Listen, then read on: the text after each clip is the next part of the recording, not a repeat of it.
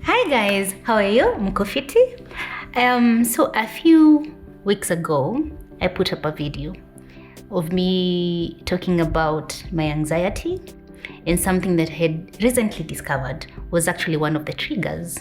And in that conversation, I was talking about my many mobile phones. Not one, many, because I operate like 3 mobile phones.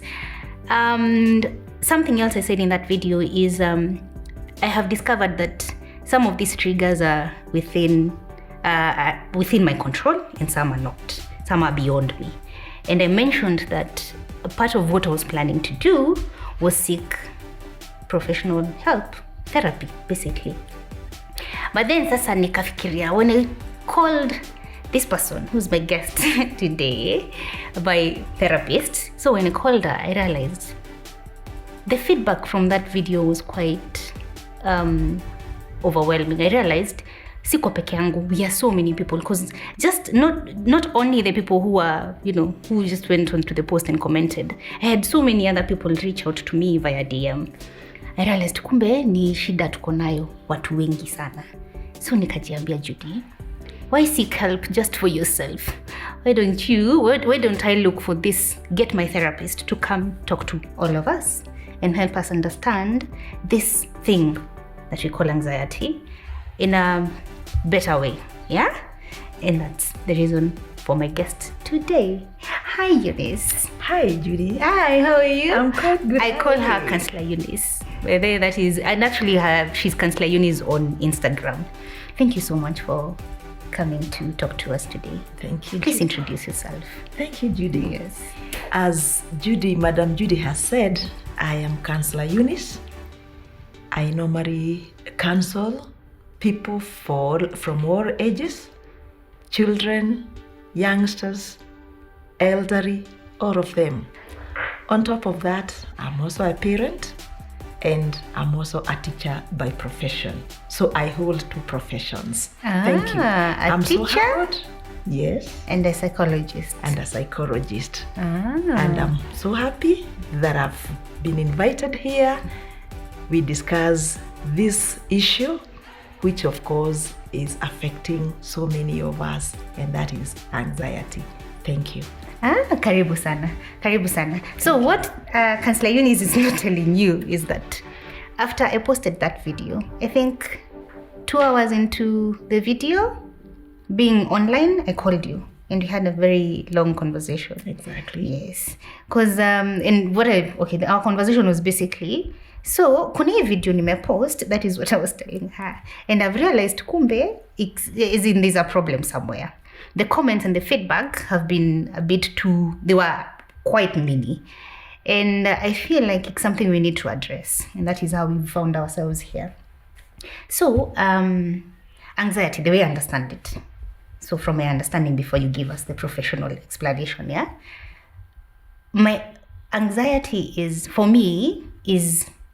being in that constant space of worrying and fear. Because I've realized for me, I think that is basically my life. That has been my life for a while now. And these 2 things get to a point where they're actually interfering with your normal day activities.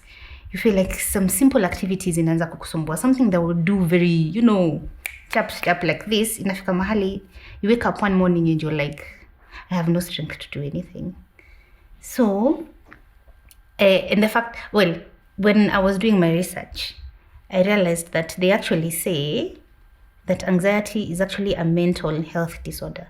I think hapo ndio ilianza kunishtua. I think that is the point. I told myself, Judy, you need to really take control of your life. You need to sit down and figure this thing out. Because ukianza kusikia ati mental health disorder, if not treated, they say it can become a mental illness. Like inaweza kufika mahali sasa ikuwe ni you're mentally ill. Mm-hmm. So I think for me, that was my wake-up call. I think that's when I realized, hey, I need to do something. Yeah. So that is my own understanding of anxiety. So from a professional point of view, what is anxiety? How do you describe anxiety? Thank you, Judy. Mm-hmm.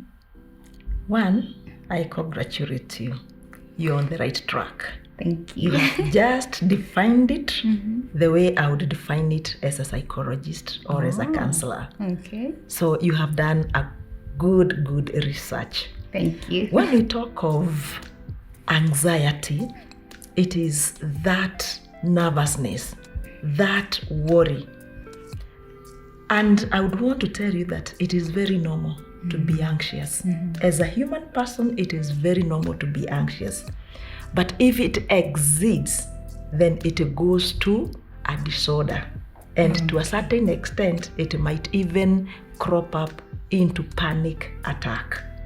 And just as you have said, when you are anxious, you become so restless. You are in a state of confusion. You are in a state of not knowing what to do next. You are kind of confused. You do not have confidence, and therefore it led you to believe that there is this problem that is in you. And one thing that I would want to say is that when we feel anxious, we need also to seek somebody to talk to, somebody to talk with, because to a certain extent, as you said, it is a mental health disorder. And if it exceeds, then you may find yourself having so many problems. And I would also want to say that when you are seeking professional counseling, it does not necessarily mean that you are sick in such a way that you have those mental problems, those that will make you start going to a mental hospital like Mathare in Nairobi, or you are going to start correcting papers in the streets. No, this is something that is in you, in me, in that somebody. And you need to have a one-on-one talk whereby the problems that are bringing about this nervousness, the problems that are bringing this worry are catered for.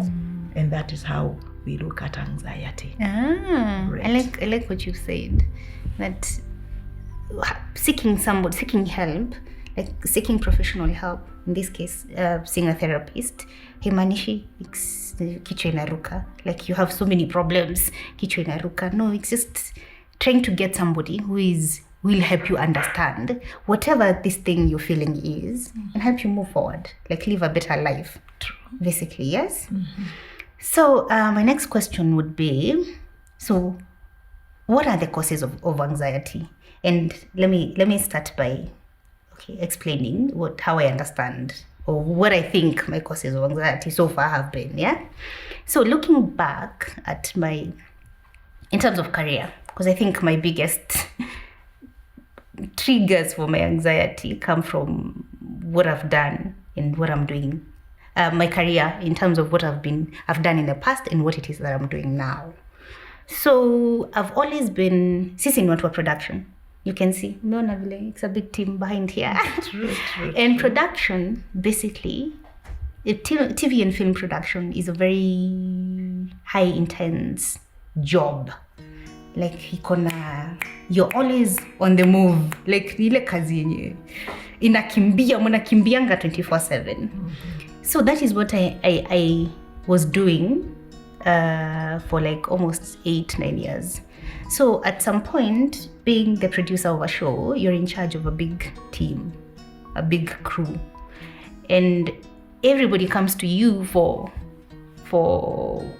whatever problems or whatever, anything they need, they come to you. So for a long time, I have always operated mini phones. I think my reason nikisema simu hapo ndio shida zangu zilianzia. So in production as a producer, your phone is on 24 hours in a day. So kuna mtu atakupigia 6 in the morning, kuna mtu atakupigia 11 p.m. at night. And every time you're required to be able, as in when somebody calls you, you're required to pick up. Because of course they're not calling me because wanataka tu kunisumbua saa 5 za usiku. They're calling because work requires them to call you. And then now 3 years ago I shifted a bit. I'm still in production, but I shifted a bit to now like talent management. And it's very similar to production, TV and film production. So but here now simu hata zinaenda zikiongezeka. Pale kwa production you probably had 2 phones. Now here zinaenda zikiongezeka because you're dealing with so many people, dealing with clients, dealing with, and then the cycle has, I realized it has been the same so far. You know, like even if there's a shift in your career and what you're doing now, that line of work is very similar. Yeah. So I know for sure. So far, I told you I have a list. I have a list. I have a book that I note down different, as in all these things that I'm feeling that maybe could be the trigger for my anxiety, is my career so far. But you see, kazi lazima tufanye. True. Hizo simu tatu zangu, si hitaji simu tatu juu nataka tu kukani kuna simu nyingi. Hizo simu tatu, every single phone has a purpose. So for me, so far I know my career, my line of work is actually one of the causes for my anxiety. So, am I right? Can you define that as a cause for anxiety? And what other causes are there? Right. I'm happy with the narrative. Now, you have actually talked at a length. And when we look at the anxiety itself, we can divide it into 2. It can be caused by environment. It can be caused by genetic. It is genetically caused. Okay. When we talk of genetic, this goes down to the family. And research has shown that if a mother is anxious, she can transfer that to the children. When we come to the case that we have at hand, ours is environmental. There are so many triggers when it comes to the environment. There is the job, the most trigger in this. There is the issue of money, another great trigger. There is the issue of family relationship. There is lifestyle. So just to mention a few. Yeah. And the one that is mostly affecting people as we talk now is job and money.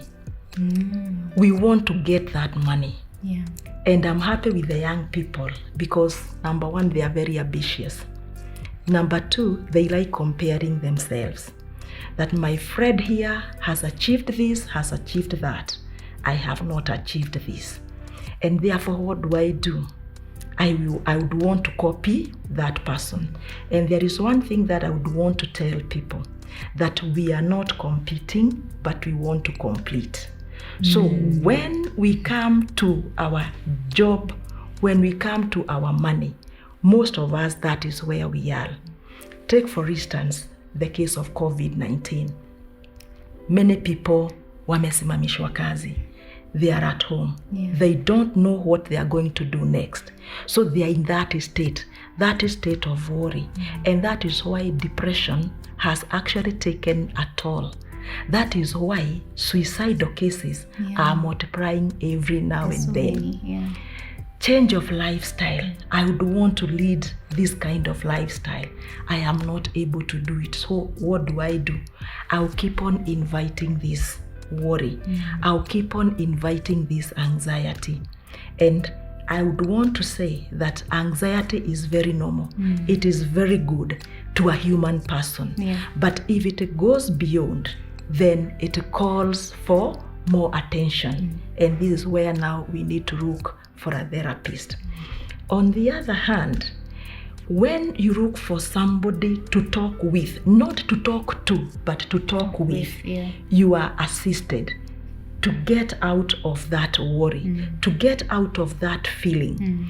And I would also want to tell you that in our present state, you cannot be cheated, that even those people that we find like they have gotten everything they would wish in life, they are comfortable. If you open their heart, you'll still see some element of nervousness, some element of anxiety. So joblessness, money, lifestyle, relationships, all those come or they bring about this anxiety. In your case, I'm happy that you have talked about job because it is one of the triggers. there is what we call telephonophobia. That is the fear from the word telephonophobia. So phobia is a fear. Yes. And it is part and parcel of this anxiety. Yes. It is the one that is bothering you. It is the one that is actually giving you that even sleepless night. Yeah. And I'm happy that you've said there is a certain time that you'll keep it aside, so that at least you can have your time. On the other hand, when you have that problem of the phone, we can retrieve that from the childhood. You might be having that problem because you do not know what the other person on the other end is telling you. Probably, I may not know, but we normally try to find out. Yeah. There has been bad news that were relayed to you through the phone. And therefore, that one brings about that anxiety. Am I going to receive the same message? Am I going to receive the same? Because these days, with the media, with the telephones, with the phones, if anything happens, I'll just make a call and I'll break the news. I don't care how the news are going to affect you. Those issues of losing a loved one, we are doing it on the phone. So they will bring bad memories. If, for instance, when you are young, there were those traumatic incidences that you have probably not let go. You have not been able to let go. They will keep on recurring. And whenever you hear the phone ringing, it will trigger. On the other hand, there might be the fear of negative response. You don't know whether the person on the other end, because of the job, want to tell you that kimeumana, kuna mahali mambo imeenda kobo, we need your attention. And you being the overall decision maker, you'll have to put one and one together and give the answer. You do not know whether the answer that you are going to give is the correct answer. You don't know whether the decision that you are going to give will be the best. So there is that kind of fear of negative response from the other end.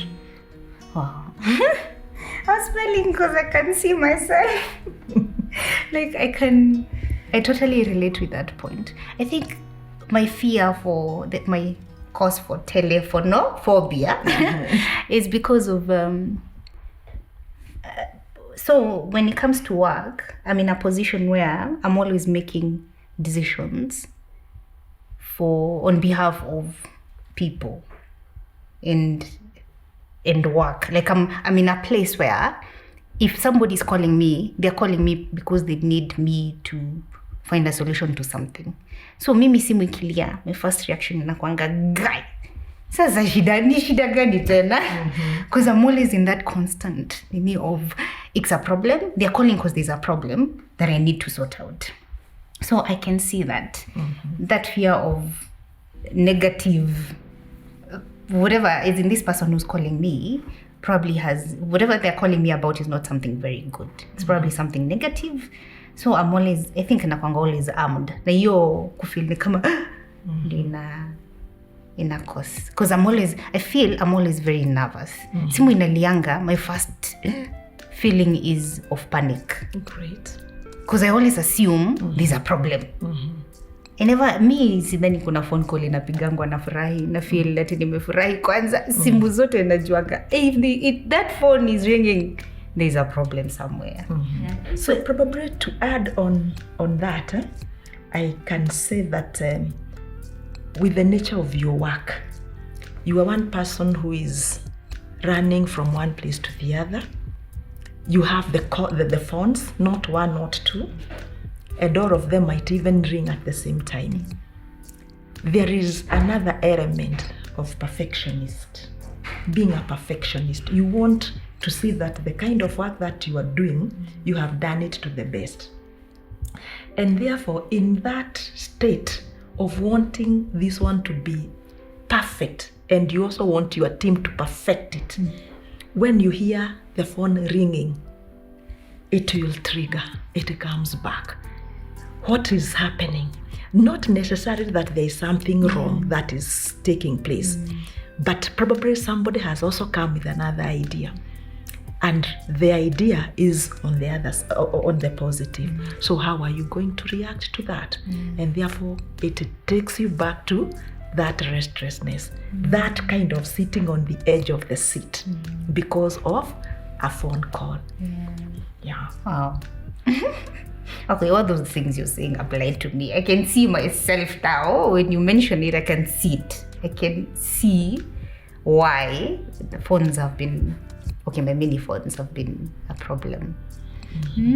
So I read somewhere, Google inatufundisha vitu mingi.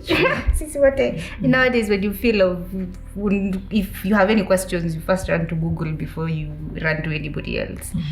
So when I was doing my research on anxiety, I saw a statement somewhere where they were saying that anxiety has no cure. Huh? What do you mean there's no cure? So am I supposed to live with it for the rest? What am I supposed to do? So what are some of what is the treatment for anxiety? What am I supposed to do to cope with anxiety if there's really no cure, as they say? Great, good question. But before we go to that question, and having gone through what anxiety is and the triggers, before we go to the management, I think I would wish to take you back a bit, and then we first of all look at the signs and symptoms of this anxiety. Yes. We are very different as human beings. So with the anxiety, the symptoms varies from one person to the other. True. Just like with COVID-19, even with the jab, you hear somebody saying, when I got the jab, these are the feelings. When I got mine, I did not feel. So when we come to this anxiety, there are those signs and symptoms. How would I know? How would I tell that I'm suffering from this anxiety? And I want to say that it is a disorder in itself. And you as a person, when you are having this anxiety, you may get to know, even if you have not gone to the doctor or even to a therapist, you may start feeling like you are confused. You lack self-confidence. You feel like your self-esteem is going down, because confidence and self-esteem goes hand in hand. And therefore, when you are actually with people, you feel like you are withdrawing. So there is that sense of withdrawal. Other people may be very talkative. And why are they being talkative? Because they want to get rid of this feeling. It is actually not a good feeling. True, it is not. Other times you start feeling butterflies, because when you are anxious, it is telling you that there is some danger. You are anticipating some kind of danger. And that is why the worry is also coming in. You'll find others are trembling. You find others are sweating, having headache, sleepless nights. We call it insomnia. You hear people saying, I skipped a beat. My heart skipped a beat. And I fail to understand, if it skips a beat, then it brings so many other complications with the heart. True. So the palpitations, breathlessness, heart rate beating exceeds. So these are just but some signs and symptoms of anxiety. And the only way that we can try to eliminate this is to accept it. And I would want to tell that person there, the thought that you resist persists. So if you keep on resisting, it will keep on persisting. True. And when now we come to the management of this anxiety,